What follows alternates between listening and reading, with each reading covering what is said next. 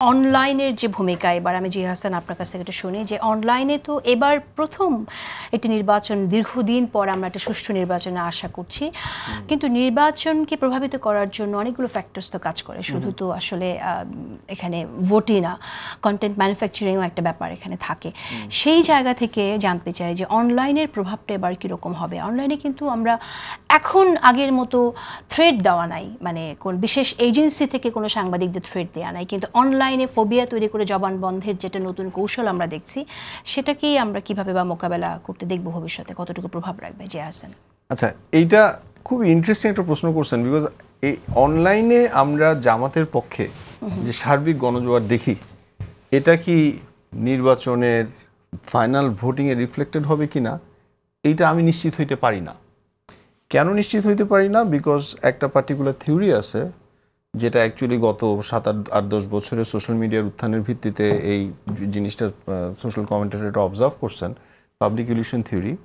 এটা বলে যে অনলাইনে সবচেয়ে র্যাডিক্যাল লোকরা কমেন্ট করে যখন আমরা দেখি যে অনলাইনে মানে আমরা যদি যখন লেখালেখি করি যে কোনো কিছু যদি একটু জামাতের বিপক্ষে যায় একবারে ছোলায় ফেলে বুঝছেন মানে আপনি নিরপেক্ষ আপনি মনে করছেন আপনি অবজেক্টিভলি বলছেন কিন্তু আপনাকে ছোলায় ফেলবে আবার যারা বিএনপির পক্ষে কথা বলে তাদেরকে অনলাইনে ক্যারেক্টারাইজ করা হচ্ছে যে অ্যান্টি পিপল হিসাবে so and that perception is created কিন্তু যিনি বলছেন তার থ্রুতে না রাদার কমেন্টিংয়ের থ্রুতে তো পাবলিক রিলেশন থিওরিটা বলে যে সবচেয়ে র্যাডিক্যাল লোকরা যখন কমেন্ট করে তখন ওই কমেন্টটা যে পড়ে তখন সে ভাবে যে আমি বোধহয় ভুল ভাবতেছি কারণ ম্যাক্সিমাম লোক তো আমার বিপরীতে কথা বলতেছে সো এই জায়গাতে আসলে আমি নিশ্চিত না মানে আমি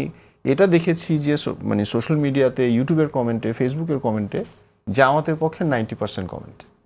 কিন্তু এই 90% কমেন্ট কি ভোটে রিফ্লেক্টেড হবে কিনা এবং না হওয়ার নাম্বার অফ কারণ আছে যে সবাই তো আবার ইয়েতেও না মানে সবাই তো সোশ্যাল মিডিয়া ব্যবহারও করে না এটা আমি কিন্তু এটাও তো খুবই অবিশ্বাস্য যে 90% লোক যারা অনলাইনে অ্যাক্টিভ তারা শুধু জামাতের অন্য যারা আছে তাহলে তারা এখন তো সোশ্যাল মিডিয়ায় সবাই ব্যবহার করছে তাহলে তারা কেন কমেন্ট করছেন না এটা তো একটা বিষয় বটে আরেকটি বিষয় আপনি লক্ষ্য করবেন যে রিলিজিয়াস সেন্টিমেন্টের একটা আমরা এখানে খেলা দেখছি এর আগে আমরা দেখেছি শাহবাগের উত্থানের সময় কেউ হাসিনা সরকারের বিরুদ্ধে কথা বললেই তাদেরকে নিয়ে আপনার রাজাকার বলা হতো রাইট মুক্তিযুদ্ধ নিয়ে যেরকম একটা বারবার মুক্তিযুদ্ধের চেতনা বিষয়টা সামনে এসেছে এখন আমরা ধর্মের কথা বলা হচ্ছে অ্যাজ ইফ শুধুমাত্র কোনো দলই শুধুমাত্র একটা মানে ইসলামকে ধারণ করছে তা তো না রাইট সো আপনি এখানে তো রাজনৈতিক দলকে প্রশ্ন করতে পারেন কিন্তু রাজনৈতিক দলকে প্রশ্ন করা কেন আপনার ধর্মকে প্রশ্ন করা হিসেবে শামিল করা হবে এবং সেখানে এক ঝাঁক মানুষ ঝাঁপিয়ে কমেন্ট করবে এই জায়গাটাকে আমি একটু পজ করে আসি I want to come back to that যে কি কারণে একটা ধর্মভিত্তিক রাজনৈতিক দলের সাথে আলাপ খুব মুশকিল বিকজ তার সাথে আলাপটা একটা রিলিজিয়াস প্রশ্ন হয়ে যায় যেখানে আমি একটা পলিটিক্যাল প্রশ্ন করেছি কিন্তু এটা একটু পজ করে আমি পাবলিক রিলেশনে চলে আসি বিকজ ওই আর্গুমেন্টটা আমার কাছে খুব মজার লাগে you ask me that question আমি এটা একটু এক্সপ্যান্ড করতে চাই লেটস সে পাবলিক রিলেশন থিওরিটাকে এটাই বলে যে সবচেয়ে র্যাডিক্যালরা যেহেতু কমেন্ট করে আর যারা মধ্যমপন্থী যাদের এত তারা এক্সাইটেড না যে একটা সোশ্যাল মিডিয়াতে আমি কমেন্ট করবো তার তো টাইম নেই সে জাস্ট গেস্টে দেখে আসছে তার জীবনে তার ওই দিনে আধা ঘন্টা টাইম আছে কি হচ্ছে না হচ্ছে দেখে আসলো ও কিন্তু চুপ থাকছে আমি সোশ্যাল মিডিয়ায় লেখালেখি অনেক বছর ধরে আমি যদি আমার একটা স্ট্যাটাসকে বিশ্লেষণ করি আমার একটা স্ট্যাটাসে যদি 1 লক্ষ ভিউ হয় সে 1 লক্ষ ভিউয়ের এগেনস্টে লেটসে লাইক পড়বে লেটসে 2000 এবং কমেন্ট পড়লো এখানে ধরলাম 300 তো 300 কমেন্টের মধ্যে ধরে নিচ্ছি যে 250 আমি কোন একটা কথা আমি ধরলাম জামাতের বিপক্ষে গেল হ্যাঁ 250 একদম জামাতের পক্ষে গেল সো আমি যে এই আমার কিন্তু 1 লক্ষ ভিউ হয়েছে আমার কমেন্টে যে পড়বে সে ধরে নিবে জামাতের পক্ষে ব্যাপক গণজোয়ার হয়েছে বিকজ ও তো কমেন্টটা পড়ছে ওয়্যারএজ আমার যে 2000 লাইক পড়েছে ওই 2000 লাইকের মধ্যে কিন্তু 1500 আমাকে লাইক দিয়েছে মানে দে অ্যাপ্রুভ হোয়াট আই সে কিন্তু তারা কিন্তু তাদের এত টাইম নাই যে আমার এনার্জি নাই আমার ওয়ালে সে কমেন্ট করবে অ্যাট দ্য সেম টাইম যে 1 লক্ষ তার মানে হচ্ছে 98,000 যে ভিউ করেছে কোনো কমেন্টই করে লাইক করে তার ওপিনিয়ন আমি জানি না সো আমি এখানে পাবলিক রিলেশনের জায়গা থেকে তাহলে কি আসলে মধ্যপন্থীদের কথাই তো বলছি, তাহলে মধ্যপন্থীরা কি যথেষ্ট সচেতন না দেশে কি হচ্ছে? এক ধরনের কমেন্ট পড়ছে, সেই কমেন্টটাকে তারা যদি বিশ্বাস না করে সেখানে তার কোনো রেসপন্স করার আমি একটু প্রফেসর সাইমা চৌধুরীর কথা শুনতে চাই। ব্যাপারটা হচ্ছে গিয়ে কি, আমার কাছে যেটা মনে হয় যে মধ্যম পন্থার যারা, প্রথম কথা তাদের সময় নাই, দ্বিতীয় কথা হচ্ছে তারা যখন দেখছে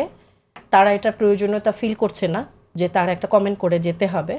তৃতীয় কথা হচ্ছে যারাও কমেন্ট করতে যায়, কাউন্টার করে, তাদেরকে টার্গেট করে এমন বুলিং আর ব্যাশিং করা হয় যে they are being discourage to come and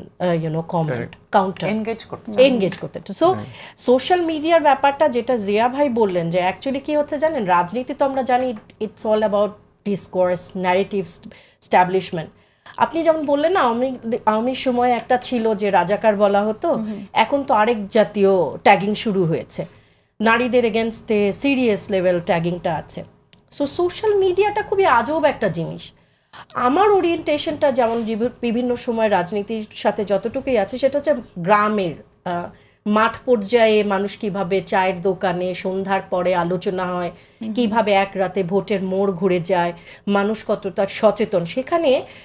এটা অবশ্য আমাদের যেহেতু পরপর বেশ অনেক লম্বা একটা সময় ইলেকশন হয়নি, এখন কি পরিস্থিতি আছে এটা কিন্তু আসলেও বলা যাচ্ছে না। তবে এই সোশ্যাল মিডিয়া হাইপ, আমি বলি যে শহরের মানুষের তো অনেক ব্যস্ততা, সো শহরের মানুষকে দিয়ে গ্রামের মানুষকে বিচার করা ঠিক না। রাজনৈতিকভাবে আমার কাছে যেটা আমি দেখে এসছি, তারা অনেক বেশি সচেতন,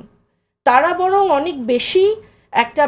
ব্যক্তি কাকে ভোট দিবে, কাকে, এটা আগের মানুষরা ছিল, কিন্তু বর্তমান যে নতুন যে ভোটার বেসটা হয়েছে সেটাকে বলা যাবে না, বিকজ অনেক সাইলেন্ট। এখানে আমি একটু প্রশ্ন করতে চাই, সেটা হচ্ছে একদম প্রান্তিক লেভেলে যদি আমরা একটা গ্রামের মানুষের কথা বলি, তার কাছে কি এখন তো আমাদের সামনে, যেহেতু আমরা সামনের নির্বাচন নিয়ে কথা বলছি, সামনে নির্বাচনে বিএনপি এবং জামাত অনেক বড় ফ্যাক্টরস এখানে, তার কাছে কি এটা ম্যাটার করবে যে আমার এখানে ইসলামী শাসন কায়েম করার কথা কেউ বলছে কি না বলছে? তার কাছে ম্যাটার করবে যে আমি এমন কোনো দল আসবে কিনা যেখানে আমি আরেকটু বেটার থাকবো, হয়তো সেই তার বিশ্বাসটা যেখানে যাচ্ছে। এই জায়গাটাই আমার কাছে যেটা মনে হয় কি জানেন, আমাদের দুঃখটা যেখানে, আমার ব্যক্তিগতভাবে আপনি দেখবেন যে আমরা লম্বা একটা সময় যখন অন্যান্য রাজনৈতিক দলগুলা এক একজন আরেকজনকে ধরে নেন গালিগালাজে কুৎসা রটনায় ব্যস্ত ছিল, 50 ইয়ার্স আপনি দেখবেন ধর্মকে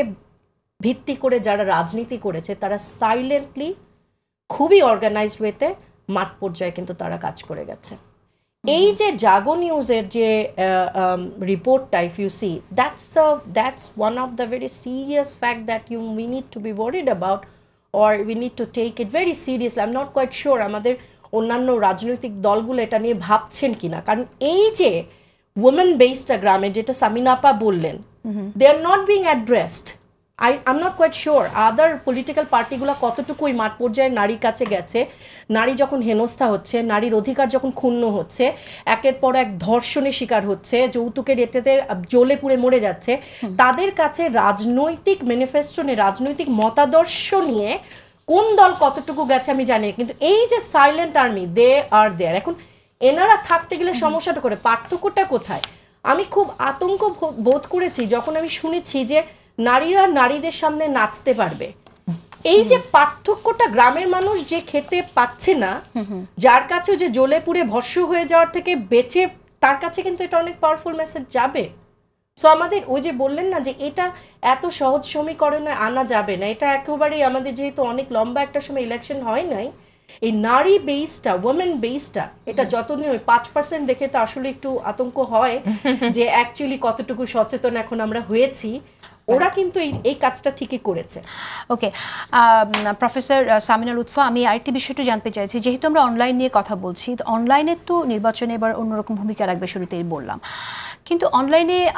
আমরা বট আইডির কথা শুনেছি, ফেক পেজের কথা শুনেছি। আপনার কি মনে হয় না যে নির্বাচন কমিশনের উচিত আসলে নির্বাচনের আগেই দেখা যে বট আইডি কারা চালাচ্ছে, যে কোনো দল যদি তারা এগুলোর সাথে সম্পৃক্ত থাকে তাদের বিরুদ্ধে ব্যবস্থা নেওয়া, বা প্রণোদিত হয়ে আপনার এই পেজগুলো বন্ধ করে দেয়া? তা তো অবশ্যই, সেটা বোধহয় নির্বাচনী নীতিমালার মধ্যেও এখন বোধহয় ঢুকবে বা ঢুকছে আমি যতটুকু জানি। আরেকটা হচ্ছে আমরা নারীর রাজনৈতিক অধিকার ফোরামের পক্ষ থেকে আমরা ইলেকশন কমিশনের কাছে গিয়েছিলাম, যেহেতু বিশেষত এই সাইবার বুলিংটার ইম্প্যাক্ট নারীরা যারা অ্যাক্টিভিস্ট, যারা রাজনীতিতে আছেন বা যারা সামনে আছেন কোনো না কোনোভাবে জনপরিসরে আছেন, সেটা একজন শিল্পী হতে পারেন, একজন শিক্ষক হতে পারেন, এবং এখানে আমরা যে 3 জন নারী বসে আছি আমরা সবাই এই সাইবার বুলিংয়ের 3 জনই ভয়াবহ শিকার হয়েছি। সুতরাং এই জিনিসটা একজন ইয়াং রাজনীতিবিদ, যিনি একজন ইয়াং ওম্যান, তার জন্য এটা খুব ভয়ঙ্কর ট্রমা নিয়ে আসতে পারে, তাকে সম্পূর্ণভাবে তার অ্যাক্সেসকে নষ্ট করে দিতে পারে, নানান রকমভাবে তাকে চ্যালেঞ্জের সম্মুখীন করতে পারে। সেই কারণে এটা আমাদের একটা প্রধানতম দাবি ছিল এবং তারা আমাদেরকে আশ্বাস দিয়েছেন যে তারা এটা করবেন। কিন্তু আমি আসলে যতটুকু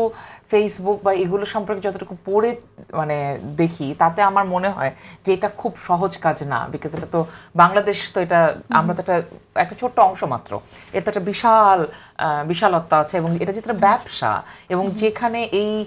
হেইট ক্রাইমগুলোই আসলে তার ব্যবসা বাড়াচ্ছে। সুতরাং সেই যে, এবং তার টার্গেট হচ্ছে নারীরা, এবং এই একটা প্রক্রিয়ার মধ্যে ফেসবুকের বিরুদ্ধে কিংবা এই ধরনের কন্টেন্ট বন্ধ করার ক্ষেত্রে সরকার কি ব্যবস্থা নিতে পারে সেটা আসলে আমি ঠিক পরিষ্কার না। কিন্তু আমি আশা করি যে তারা যেহেতু আশ্বাস দিয়েছেন, নিশ্চয়ই কোনো একটা আলাপ আলোচনার মধ্যে তারা যাবেন। তবে এখানে যে প্রশ্নটা বারবার উঠছিল যে আমাদের গ্রামীণ নারীদের কথা, কিংবা শুধু আমাদেরকে দিয়ে বিচার না করা বা এমনকি শুধু সোশ্যাল মিডিয়া দিয়েও বিচার না করা, এখানে একটা জিনিসের বোধহয় আমাদের একটু সব রাজনৈতিক দলেরই কিংবা আমরা যারা কাজ করছি বিভিন্ন মানুষের অধিকার নিয়ে, তাদেরও মনে রাখা প্রয়োজন যে বাংলাদেশের যে সামাজিক ফেব্রিক, সেই ফেব্রিকটা কিন্তু আমাদেরকে বোঝা দরকার আছে। আমাদের সামাজিক ফেব্রিকে কিন্তু আমাদের নানান রকম আত্মীয় স্বজন, নানান রকম রাজনৈতিক মতাদর্শের, আমরা কিন্তু সবাই একই রাজনৈতিক মতাদর্শ দেখে শুনে বিয়ে দেই না, ব্যাপারটা এরকম না। মানে আত্মীয়তার সম্পর্কের মধ্যেও নানান মতাদর্শ আছে। সুতরাং এই যে ব্রড একটা বেস অফ মধ্যবিত্ত, যেটা আগে ছিল না কিন্তু, হ্যাঁ, এখন আমরা দেখছি যে গত 20 বছরে মধ্যবিত্তের একটা বিরাট সংখ্যাগত উল্লম্ফন ঘটেছে। মানে যাদের টাকা পয়সা হয়েছে এবং যারা আগে খুবই প্রিকেরিয়াস কন্ডিশনে ছিল, তারা একটু উপরের দিকে উঠেছে, ভালো থাকছে, খাচ্ছে, বাচ্চাদেরকে বাইরে পড়তে পাঠাচ্ছে, বাইরে বলতে ঢাকা শহরে পড়তে পাঠাচ্ছে। এই মানুষদের সংখ্যা যেহেতু বেড়ে গেছে, কিন্তু অন্যান্য যে সমস্ত যেগুলোর কথা শুরুতে উঠেছিল যে আমরা ডেমোক্রেসি বলতে কি বুঝি, ডেমোক্রেটিক ভ্যালু বলতে কি বুঝি, কিংবা রুল অফ ল, ইনস্টিটিউশন, এগুলো কোনগুলোকে আমাদের উৎসাহিত করার প্রয়োজন, সেই জায়গায় হয়তো বোঝাপড়াতে ফাঁক থাকার কথা। আমার মনে হয়, আমি যা দেখি তাতে মনে হয় ফাঁক আছে। এই কারণে অনেক বেশি আমার কাছে মনে হয় যে গ্রামের মানুষের কাছে অনেক বেশি পরিমাণে যাওয়া দরকার, উঠান সভা করা, হাট সভা করা, যেগুলো আমরা অনেক পুরনো রাজনীতি, যদিও এটা আপনারা, আমি যেহেতু ফুলবাড়ি আন্দোলনের উপর কাজ করেছি আমার থিসিসের জন্য, এগুলো খুব কমন ছিল তখন। মানে মানুষের মধ্যে, গ্রামের মানুষকে আপনি কিভাবে খবরটা পৌঁছাবেন। কিন্তু জামাত তো সেই প্রোগ্রামগুলো নিয়েছে, সেই জায়গা থেকে জামাত ইসলামী তো রাইট ট্র্যাকে আছে, আপনি যেটা বলছেন। মানে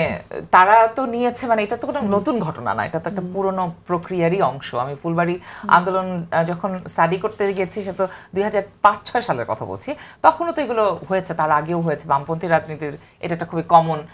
প্র্যাকটিস ছিল যে উঠান সভা, হাট সভা, বিভিন্নভাবে মানুষকে যুক্ত করার চেষ্টা করা।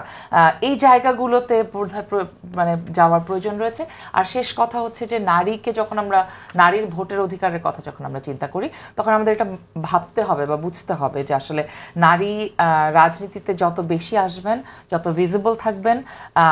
যত তার অধিকার নিয়ে কথা বলবেন এবং এই জাতীয় বুলিং, হ্যারাসমেন্টকে যত বেশি ওভারকাম করতে পারবেন, আমি জানি এটা কোনো সোজা কথা না, সোজা কাজও না, কিন্তু এটা যত বেশি করতে পারবেন তত এই ধরনের হেইটগুলো ইররিলেভেন্ট। কিন্তু আমার তো মনে হয় গণঅভ্যুত্থানের পরে সবাই কিছু না কিছু পেল, গণঅভ্যুত্থানে যারা শরীক ছিল, শুধু নারীরাই পিছিয়ে গেল। নারীরা এখন ব্যাশিং এর শিকার হচ্ছে, নারীরা রাজনীতিতে কি করে আসবে। হ্যাঁ, মানে আমার ধারণা ছিল 15% এমনিই হবে, সেখানে 5%ই হচ্ছে না, পরিস্থিতি এরকম।